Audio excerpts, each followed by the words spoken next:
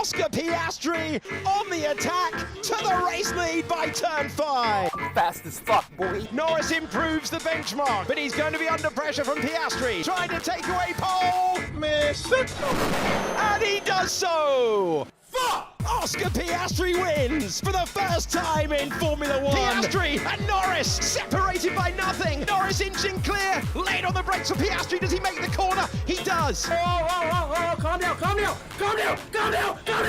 Line. Leclerc is not going to give it to him, so going the long way round and taking the position. It's late on the brakes for Max Verstappen. He keeps the lead for the moment. But Piastri powers by. No, mate, that was so not right. Oscar Piastri wins. Oscar Piastri wins. Oscar Piastri wins. Oscar Piastri wins. Oscar Piastri wins. Oscar Piastri wins. Linda. A PS3, a pastry, and Piastri. 3 things in life some humans can't live without. And for most people, it's this guy right here. Oscar Jack Piastri-Leclerc. I almost forgot that part. An Australian F1 driver that races like an absolute lion, but has the personality of a skateboarding cat. Are you seeing this footage right here? Believe it or not, that's Oscar driving a Formula 1 car. But despite how he can appear this way, Oscar manages to stand out more than anyone I've seen enter the sport in years. Someone who's cool-headed but drives like his life's on the line, and improves at a pace faster than it took Liam Lawson to lose his Red Bull seat, making Mr. Pastry one of the most talented racers I've seen. And that's because Oscar is a driver with so many positive traits from other F1 drivers fused into one. He's like the end result of an F1 driver orgy. He races clean like Kimi Raikkonen, overtakes with Verstappen's aggression, has the likability of Alex Albon, Fernando Alonso's racecraft, Mark Webber's feistiness as a teammate, and again Kimi Raikkonen's aura. Heck, the guy even has a sarcastic version of Daniel Ricciardo's humor. Lots of problems with track limits, ladies and gentlemen. Best work experience ever, says Oscar Piastri. And of course, better consistency than Lance Stroll's ability to crash a car every weekend. Now I know I'm showering this man with more compliments than a Krispy Kreme donut, but I have to say, some pastries deserve to be glazed. And for Oscar, it's because of how fast he matures. In F3, he won his debut season, jumped straight to F2 the next year, and won on his debut again. This man was speedrunning his racing career. Then in 2023, Oscar finally joins F1, where he pulls overtakes while defending against the Ferrari in Austria, got a sprint podium in Spa, a win in Qatar, the race where drivers were literally throwing up in their cockpits, and finished the season with 97 points. But he was still 108 points behind Lando, which is fine. He was practically a newborn baby, and there's room for development over the years. But then Oscar suddenly improved more than anyone expected, because right as 2024 started, he practically gained 3 years of experience overnight. As the season went by, his pace was faster, racecraft was better, and he was sniffing Lando more and more. And this happened the same time Lando wanted to challenge Max Verstappen for the championship. And while that didn't exactly go to plan,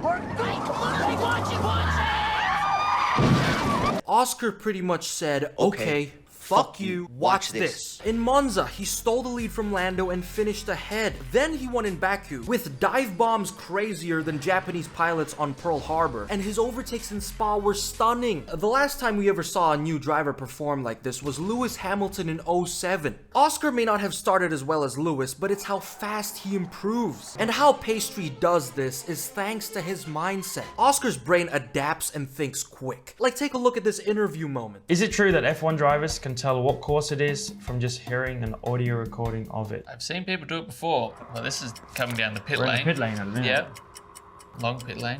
Okay, this is a very slow corner. I reckon it's Bahrain. You're right.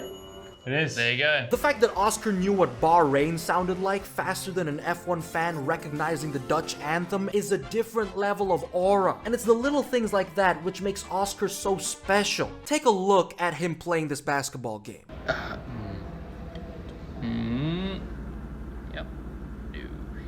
Now, of course, Why on God's green earth am I talking about this? Well, where I'm going is that Oscar lives off a phrase called "I understand it now." Because whenever he isn't used to something or makes a mistake, he then goes, "I understand it now," and absolutely destroys it the next time. In F1 terms, one time Piastri made a mistake of fighting Lewis Hamilton out of the pits on colder tires. Ever since, he hasn't done that again. In Hungary 2023, he overly pushed on the outside going on the grass. Next year, he's glued on track. Oscar Piastri is literally the F1 version of when Iron Man learns from his mistakes. And I also love how he refuses to be a second driver. Over recent years, Australian F1 drivers have always been blue ball. Daniel Ricciardo has been edged from being the #1 driver. Mark Webber had wins and podiums fly away. And honorary Australian Valtteri Bottas swapped positions with Lewis more times than Carlos and James Vowles did in their hotel room. And everyone thought the same thing was gonna happen to Oscar. But once again, the pastry said, "Fuck you, watch this." In 2024, he swapped positions with Lando only if he would do the same, and this time ending the season just 82 points behind. However, there was still a lot of work to do. Compared to Lando, Pastry's weaknesses were qualifying, pace, and tire management. Weaknesses he needed to work on until the next season.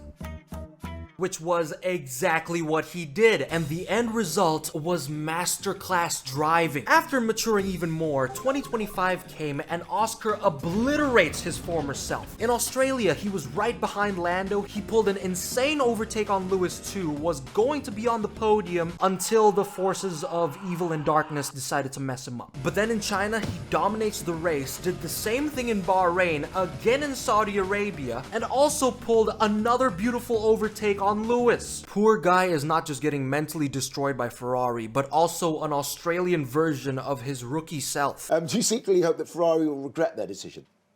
No.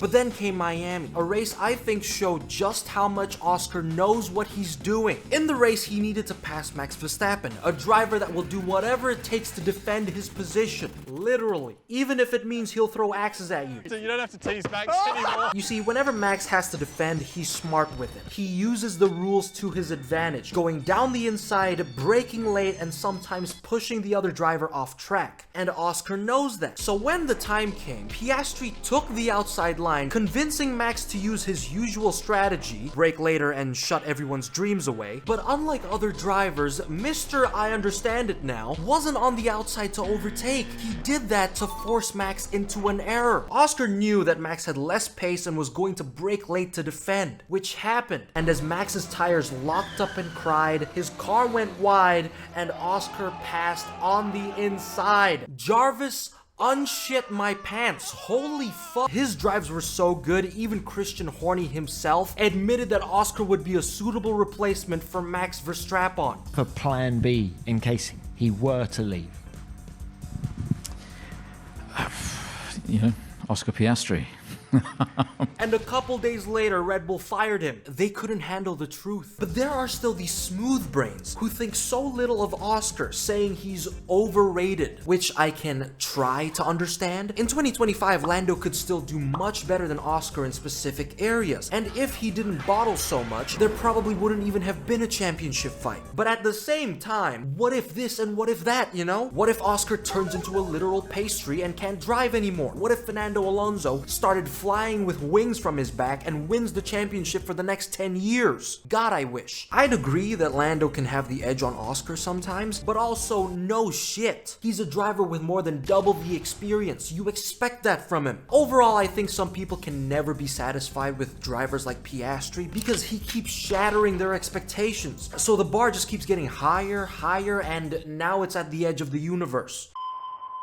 So it's fair if Oscar doesn't win like 2023 Max Verstappen. What he's done so far in 3 years is more than 95% of drivers. But apart from his masterful driving and maturity, there's also personality. Oscar is one likable driver, along with Alex Albon and especially Kimi Räikkönen. They both don't speak too much, they know what they're doing, and most importantly,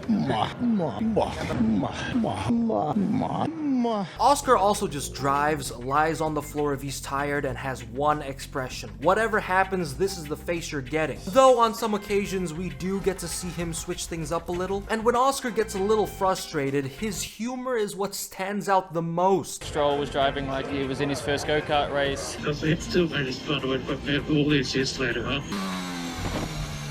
Yep, world champion.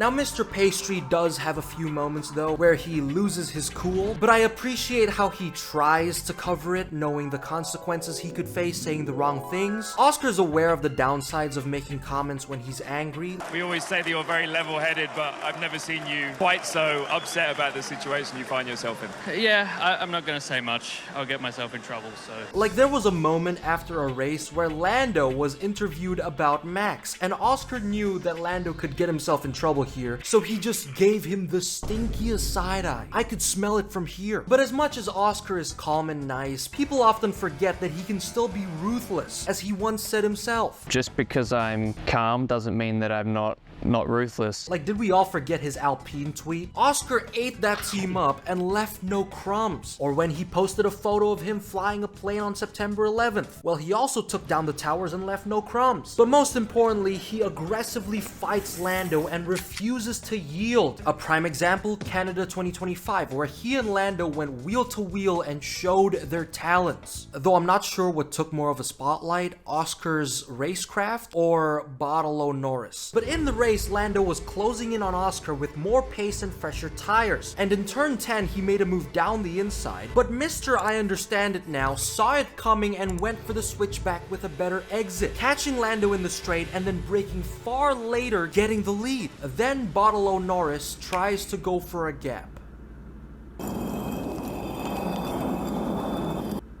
That didn't exist. Another example, Spa 2025. In the sprint, Max Verstappen took the lead from Oscar on the straight to win the race. And in typical Pastry fashion, he went, I understand it now. So in the actual race, he used Max's exact move on Lando and won without a worry in the world. Piastri is one ruthless fast learner. And it also helps that he has a strong mentality. Oscar believes that he's better than drivers like Lando. Lando Norris versus you, one-on-one, who wins?